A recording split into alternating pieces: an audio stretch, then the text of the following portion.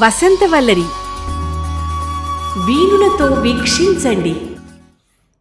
వసంతవల్లరికి స్వాగతం. ఈనాటి వసంతవల్లరిలో సుప్రసిద్ధ కథా రచయిత స్వర్గీయ బెహరా వెంకట సుబ్బారావు గారి రచన ఓ సీతాపతి కథ వింటారు.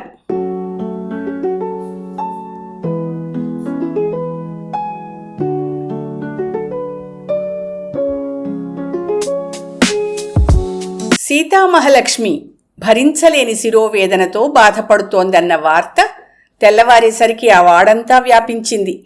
ఆ వార్త విన్న తరుణీమణులందరూ తల్లడిల్లిపోయారు. వెంటనే వెళ్లి ఆమెను చూడాలని, చూసి పలకరించాలని, పలకరించి తమ ఆవేదనను వ్యక్తం చేయాలని అనుకున్నారు. పనుల్లో మునిగి ఉన్న పడతులు తమ గృహకృత్యాలు చేసుకోలేక కాలు చెయ్యి ఆడక విలవిల్లాడిపోయారు. గవర్నమెంట్ డాక్టర్ గారి సతీమణి గౌరీదేవి తెల్లవారేసరికి భర్తను నిద్రలేపింది.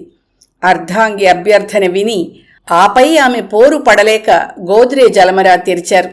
అత్యంత పవర్ గల మాత్రల్ని తీసిచ్చారు. టాబ్లెట్ లోనికి వెళ్లి తలనొప్పిని బయటకు విసిరివేస్తుందని గ్యారెంటీ ఇచ్చారు. ఫారెస్ట్ రేంజర్ గారి భార్య పార్వతి బంట్రోతు లబుడిగాణ్ణి పిలిచింది. కావడితో నీళ్లు తెస్తున్నవాణ్ణి ఆ పని ఆపమంది. అర్జెంటుగా అడవిలోకి వెళ్లమంది. పర్సాది ఆకులు తెమ్మని ఆజ్ఞాపించింది. ఆ ఆకు పసరు 4 చెంచాలు తీసుకుంటే తలనొప్పి మరుక్షణంలో మాయమవుతుంది. 5 నిమిషాల్లో తేవాలని ఆజ్ఞాపించింది. హైస్కూల్ హెడ్ మాస్టర్ గారి భార్య అమృతాంజనం సీసా కోసం కాళ్లు పడిపోయేలా వెతికి విసిగినా తన ప్రయత్నం మానలేదు. చివరికి ఆఖరబ్బాయి బాబిగాడి బట్టల పెట్టెలోంచి దాన్ని బయటికి తీసి సీతామహాలక్ష్మి ఇంటికి వెళ్ళింది. మొట్టమొదటి విజిటర్గా హెడ్ మాస్టర్ గారి సతీమణి. సీతామహాలక్ష్మి మినిస్టర్ కాదు, మినిస్టర్ గారి భార్య అంతకన్నా కాదు, ఆఫీసర్ అసలే కాదు, మామూలు ప్రభుత్వోద్యోగి, ఒక అకౌంటెంటు భార్య మాత్రమే. శిరోవేదనతో బాధపడుతోంది. విశాఖపట్నం జిల్లాలో అదొక ఏజెన్సీ గ్రామం. చుట్టుపక్కలున్న 25-30 గ్రామాలకు అది కేంద్రం. బస్సు మార్గంలో ఉంది. ఆ గిరిజన గ్రామం గిరిజనాభివృద్ధి కోసము, అటవీ సంపద పరిరక్షణ కోసము, భూసార పరిరక్షణ కొరకు, మలేరియా నిర్మూలన కొరకు ఇంకా అనేక కార్యాలయాలను ఆ గ్రామంలో నెలకొల్పింది ప్రభుత్వం. ప్రభుత్వాసుపత్రి, వ్యవసాయ డైరెక్టర్ గారి office, state bank, post office మొదలైనవి ఉన్నాయి. ఇది తాలూకా కేంద్రం కూడా. ఆ గ్రామాన్ని కాలనీ అని పిలుస్తారు కూడా. చిన్న పెద్ద మొత్తం 200 మంది వరకు ప్రభుత్వోద్యోగులుంటారక్కడ. గిరిజన ప్రాంతంలో ఉన్న ఆ కాలనీలో జనాభాలో ఎక్కువ శాతం గిరిజనేతరులే. ఉదయం 8 గంటలైతే గానీ సూర్యోదయం కాదు. సాయంత్రం 5 గంటలకల్లా చీకటి పడుతుంది. అక్కడి వారికి ఎంటర్టైన్మెంటు లేదు. ఓ సినిమా హాల్ అయినా లేదు. 30 మైళ్ళు ప్రయాణం చేసి కొండ దిగితే ఓ సినిమా హాల్ ఉంది. అందుకే అక్కడి ఉద్యోగులందరూ కలిసి ఒక రిక్రియేషన్ క్లబ్ ఏర్పాటు చేసుకున్నారు. సాయంత్రం 5 నుంచి 7-8 గంటల వరకు అక్కడ కాలక్షేపం చేసి ఇళ్లు చేరుకుంటారు. మరి మహిళల సంగతో భోజనాలు పెట్టి 10 గంటలకల్లా భర్తల్ని ఆఫీసులకి సాగనంపుతారు. పిల్లల్ని స్కూళ్ళకి పంపుతారు. అన్నీ సర్దుకునేసరికి 11 గంటలు దాటుతుంది. ఆ తర్వాత ఖాళీ. కొంతమంది పుస్తకాలతోనూ రేడియోతోనూ కాలక్షేపం చేస్తారు. కొంతమంది మహిళలు మధ్యాహ్నం పూట ఒకరింట సమావేశమవుతారు. పిచ్చాపాటి కబుర్లు దొర్లుతాయి. అలా సమావేశమయ్యే ఇల్లే సీతామహాలక్ష్మి ఇల్లు. వారి కబుర్లు పని మనిషి పాపమ్మ నుంచి మొదలుపెట్టి గెజిటెడ్ ఆఫీసర్ల ట్రాన్స్ఫర్ల దగ్గర గెంతు వేసి ఫారెస్ట్ ఆఫీసర్ లంచగొండితనం వరకు పరిగెత్తి ప్రధానమంత్రి విదేశ పర్యటన వరకు ఎగురుతాయి.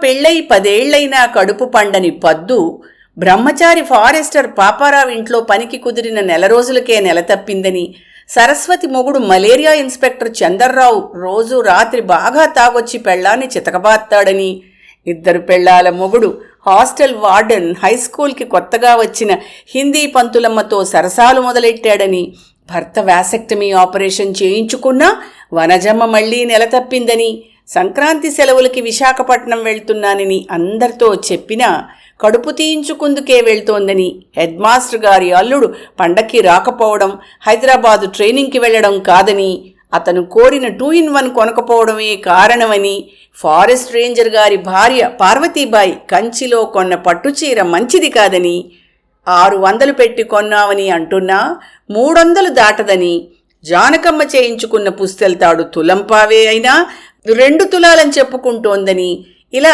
ఎన్నో ఆసక్తికరమైన విషయాలు ఆయా పడతుల పరోక్షంలో చెప్పి చాకచక్యంగా అక్కడకు అతివలను ఆకట్టుకుంటుంది సీతామహాలక్ష్మి.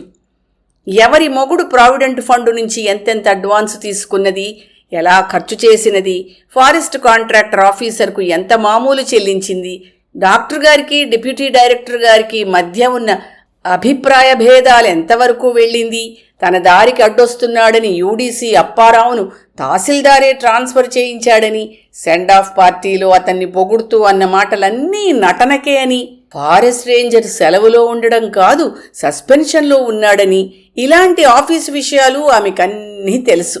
ఆ విషయాలు ఆమెకెలా తెలిసాయో తెలియని తరుణులు ఆనందాశ్చర్యాల్లో మునిగి తేలుతూ ఉంటారు, వింటారు, వినోదిస్తారు. ఒక్కొక్కప్పుడు చిన్న చిన్న తగువలు తంటాలు వస్తూ ఉంటాయి. అయినా చాకచక్యంగా తప్పుకుంటుంది, ఇతరులను తప్పిస్తుంది. అది ఆ మహాలక్ష్మిలో ఉన్న మహిమే అనండి, ప్రత్యేకత అనండి. సీతామహాలక్ష్మి మొగుడు ఒక ఆఫీసులో యూడీ అకౌంటెంట్. పేరు సీతాపతిరావు. సీతాపతి అని పిలిచినా పలుకుతాడు. అతి సౌమ్యుడు, ఏ చెడు అలవాట్లు లేని మనిషి. కనీసం చెక్క ముక్కైనా వేసుకోడు. ఆఫీస్ అయ్యాక 5 గంటలకి రిక్రియేషన్ క్లబ్కి పోతాడు, పేపర్ చూస్తాడు, పార్ట్నర్స్ ఉంటే కొంతసేపు చదరంగం ఆడతాడు. అందరికన్నా ముందు 6:30 అయ్యేసరికి ఇల్లు చేరుకుంటాడు. సీతాపతిరావు పనిచేసే ఆఫీస్లోనే ఆఫీస్ సూపరింటెండెంట్ శశిభూషణరావు అంటే శశికళ గారి భర్త ఆ క్లబ్ సెక్రటరీ కాబట్టి అతని ఇల్లు చేరేసరికి 8 గంటలు దాటుతుంది. అందరితోనూ కలిసికట్టుగా సరదాగా ఉంటాడు శశిభూషణరావు. ఆయనకు 4 సంతానం. పెద్దబ్బాయి బీటెక్, రెండో అబ్బాయి మెడిసిన్ సెకండ్ ఇయర్, మూడోవాడు ఇంటర్ ఫస్ట్ ఇయర్ వాల్తేరులో చదువుతున్నారు. ఆఖరున అమ్మాయి హై స్కూల్లో 10వ క్లాస్ చదువుతోంది. భర్త పోయిన చెల్లెల్ని విశాఖపట్నంలో పిల్లల దగ్గర ఉంచి చదువు చెప్పిస్తున్నారు. మేనల్లుణ్ణి కూడా ఇంటర్ చదివిస్తున్నారు. వేరే ఆస్తిపాస్తులేమీ లేవు. అన్యాయపు ఆర్జనకు ఆమడ దూరంలో ఉంటారు. అందుకే ఆయనంటే అందరికీ గౌరవం. ఆ రోజు రాత్రి భర్తను అడిగింది శశికళ, ఏమండి కిందటి నెలలో 2000 ప్రావిడెంట్ ఫండ్ లోన్ తీసుకున్నారట అని. నాతో చెప్పారు కాదే అన్న ప్రశ్న ధ్వనించింది ఆ కంఠంలో. 30 సంవత్సరాల క్రితం కాపురానికి వచ్చిన ఏనాడు అటువంటి విషయాలు అడగని భార్య ఆ క్షణం అలా అడిగినందుకు ఆశ్చర్యపోయాడు. తీసుకున్నారా మళ్ళా అడిగింది శశికళ. నీకెవరు చెప్పారు అడిగాడు ఆశ్చర్యం నుంచి తేరుకుని శశిభూషణరావు. ఎవరు చెప్పింది తర్వాత చెప్తా గాని తీసుకున్నారా లేదా నిగ్గదీసి అడిగింది మరోసారి. ఆనాటి భార్య ధోరణికి విస్మయం చెందాడు శశిభూషణరావు. మన పిల్లలకి ఆస్తిపాస్తులు ఎలాగూ సమకూర్చి పెట్టలేం. బాగా చదివించండి, పెద్ద ఉద్యోగాలు వస్తాయి. తండ్రిలా గుమాస్తాల్లా ఆఫీసులకు అంకితం కాకూడదు. వాళ్ళ భవిష్యత్తు బాగుపడే మార్గంలో వాళ్ళని పెట్టండి. ఎంత ఖర్చైనా పర్వాలేదు. అంటే అప్పు చేయమని కాదు, మనం తాత్కాలికంగా ఇబ్బందులు పడినా పర్వాలేదు. నాకు నగల మీద మోజు లేదు, ఉన్న నగలు ఇమ్మన్నా ఇస్తాను. వాళ్ళు ప్రయోజకులు కావాలి. మీ సంపాదన ఎంత మిగులుస్తున్నారు అని నేనెప్పుడూ అడగను. మిగిల్చినా 10-15 వేలు ప్రావిడెంట్ ఫండ్ మిగల్చగలరు. అంతా అయిపోయాక ఆ 15,000 మన పిల్లల్ని ప్రయోజకుల్ని చెయ్యలేవు అంటూ ఉండే శశికళేనా ఈవేళ ఇలా ప్రశ్నిస్తోంది. గత సంవత్సరం పిల్లల్ని యూనివర్సిటీలోనూ కాలేజీల్లోనూ చేర్పించడానికి డబ్బు లేకపోతే భార్యతో సంప్రదించాడు. ఇన్సూరెన్స్ పాలసీ నుంచి 2,000 అప్పు చేస్తాను అన్నాడు. ఇన్సూరెన్స్ పాలసీ నుంచి తెచ్చినా ప్రావిడెంట్ ఫండ్ నుంచి తెచ్చినా నాతో చెప్పనవసరం లేదండి. మీ మీద నాకు నమ్మకం ఉంది. డబ్బుని దుర్వినియోగం చెయ్యరు. పిల్లలు ప్రయోజకులు కావడమే మన ధ్యేయం. వాళ్లే కదండి మన ఆస్తి. ఆడపిల్ల పెళ్ళిడికొచ్చేసరికి పెద్దవాళ్ళిద్దరూ అందొస్తారు. ఆ పైన రిటైర్మెంట్ డబ్బు వస్తుంది. అనవసరంగా డబ్బు ఖర్చు చేస్తారని నేనేనాడూ అనుకోను. నన్ను అడగక్కర్లేదు. మీకెలా తోస్తే అలా చెయ్యండి. ఇదిగో ఇలాంటి విషయాల్లో నన్ను సంప్రదించనవసరం లేదు. జమా ఖర్చులు నేనెప్పుడూ అడగను అన్న శశికళేనా ఇలా నిలదీసడుగుతోంది. ఆశ్చర్యంగా భార్యను చూస్తూ ఉండిపోయాడు. చెప్పండి, లోన్ తీసుకున్నారా మళ్ళా అడిగింది ఉద్రేకపడుతూ. అవును తీసుకున్నాను అన్నాడు. ముందుగా నాతో చెప్తే ఏం పోయిందండి? ఆవేశాన్ని ఆపుకుంటూ నెమ్మదిగా అంది.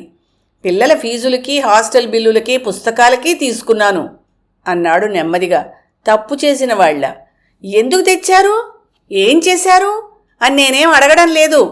తెచ్చినట్టు నాతో చెప్తే చాలు. భార్య పదే పదే అదే మాట అంటుంటే చికాకు వేసింది అతనికి. మన పిల్లలు నాలాగే గుమాస్తాలు కాకూడదని అన్నావా లేదా అడిగారు ఉద్రేకపడకుండా.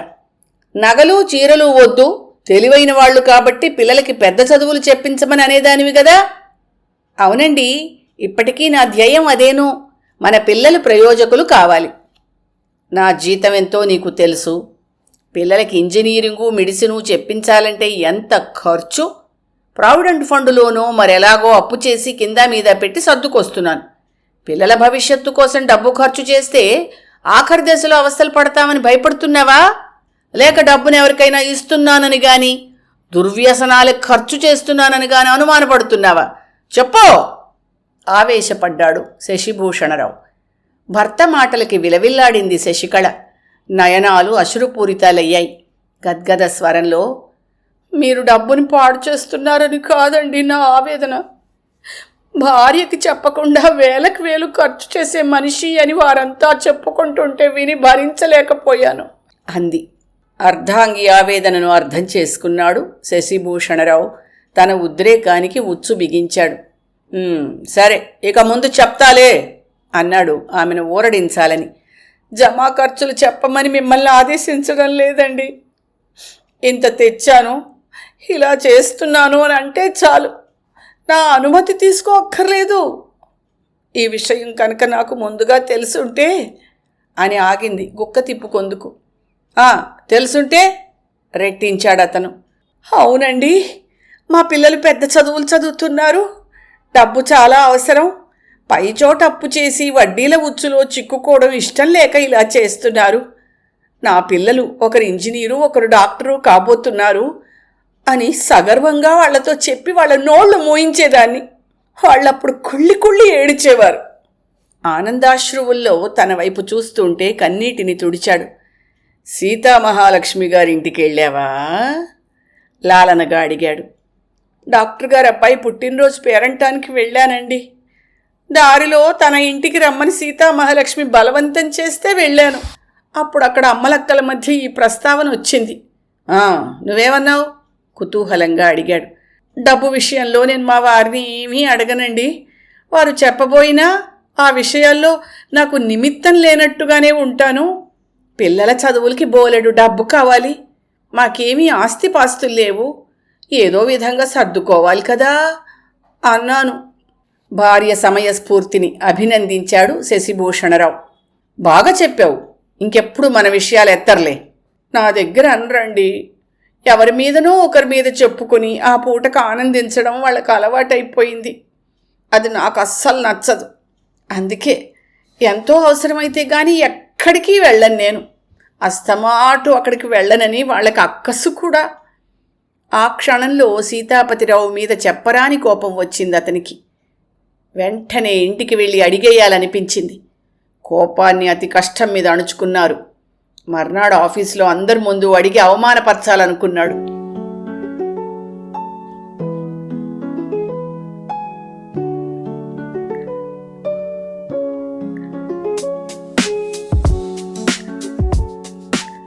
మర్నాడు ఆఫీసులో అడుగుపెట్టిన దగ్గర నుంచి సీతాపతిరావుని గట్టిగా దులిపేయడం కోసం సమయం కోసం వేచియున్నాడు ఆఫీస్ సూపరింటెండెంట్ శశిభూషణరావు.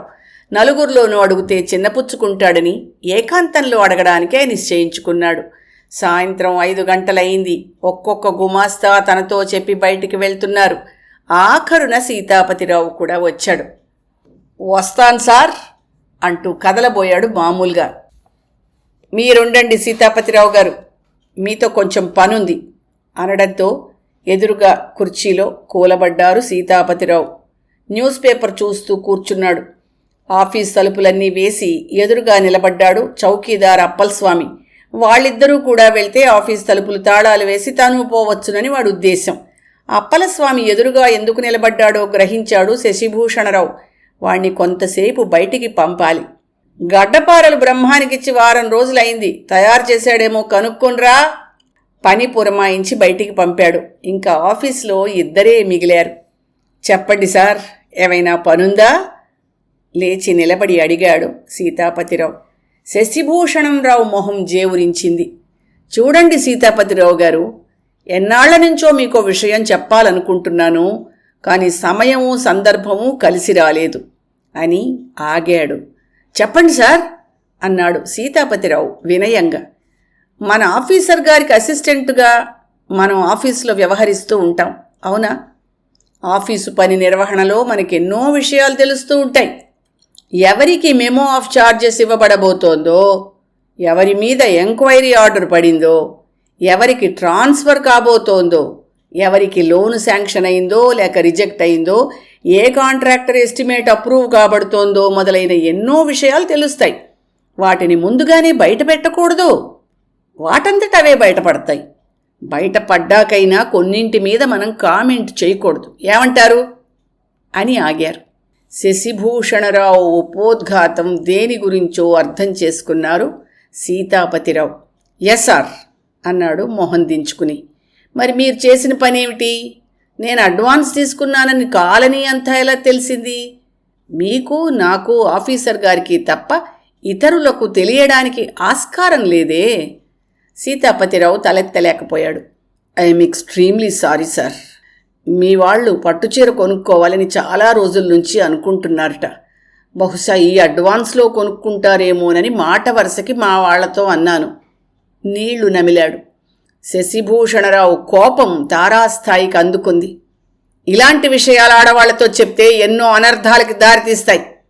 కాపురాలు కూలిపోవచ్చు. తొందరపాటుతో కొందరు ప్రాణాలు తీసుకోవచ్చు. మీ అలవాటు మంచిది కాదండి. నా విషయం తెలిసినందువల్ల నాకేమీ కష్టం కానీ నష్టం కానీ వాటిల్లలేదు. కానీ ఇది మంచి పద్ధతి కాదు. దీనికి స్వస్తి చెప్పాలి. I'm sorry. అంతలో చౌకీదార్ రావడంతో వారి మధ్య సంభాషణ ఆగిపోయింది. ఆ క్షణంలో అప్పలస్వామి సీతాపతిరావుకి ఆపద్బాంధవునిలా కనిపించాడు. ఇక మీరు వెళ్ళండి అనడంతో మరుక్షణంలో ఆఫీస్ నుంచి బయటపడ్డాడు సీతాపతిరావు. ఆ రోజు క్లబ్కి పోలేదు. తిన్నగా ఇంటికి వెళ్ళాడు.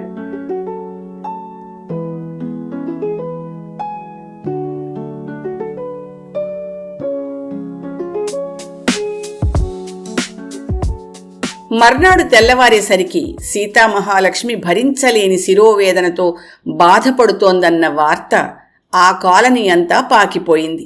ఎన్ని మందులు మింగినా, ఎంత అమృతాంజనం మర్దన చేసినా, ఎంత పసరు తాగినా తగ్గలేదు.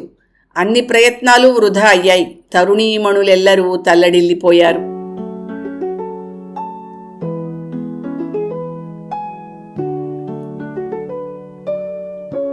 వసంతవల్లరిలో సుప్రసిద్ధ కథా రచయిత స్వర్గీయ బెహరా వెంకట సుబ్బారావు గారి రచన ఓ సీతాపతి కథ విన్నారు. ఈ కథ 1982 అక్టోబర్ 1 నాటి ఆంధ్ర సచిత్ర వారపత్రికలో ప్రచురితమైంది. వసంతవల్లరిలో ఇవాల్టి కార్యక్రమం మీకు నచ్చిందని ఆశిస్తున్నాను. అందుకే లైక్ చేసి మీ మిత్రులకు, బంధువులకు లింక్ను షేర్ చేసి మీ అమూల్యమైన అభిప్రాయాన్ని నాకు కామెంట్ బాక్స్లో తెలియచేయమని, వసంతవల్లరికి సబ్స్క్రైబ్ చేయమని విన్నవించుకుంటూ మీ వసంతలక్ష్మి అయ్యగారికి సెలవు. మరి థ్యాంక్ యూ. వసంతవల్లరి మిత్రులు, శ్రేయోభిలాషులు, వీక్షకులు, శ్రోతలు అందరికీ ఒక విజ్ఞప్తి. గతంలో లాగానే ఎప్పటికప్పుడు నా కథలను విని స్పందన తెలియచేయమని కోరుతూ, నేను చదివిన కథ మీకు బాగా నచ్చినట్టయితే తప్పకుండా హైప్ ఆప్షన్ నొక్కి నన్ను ప్రోత్సహిస్తారు కదూ.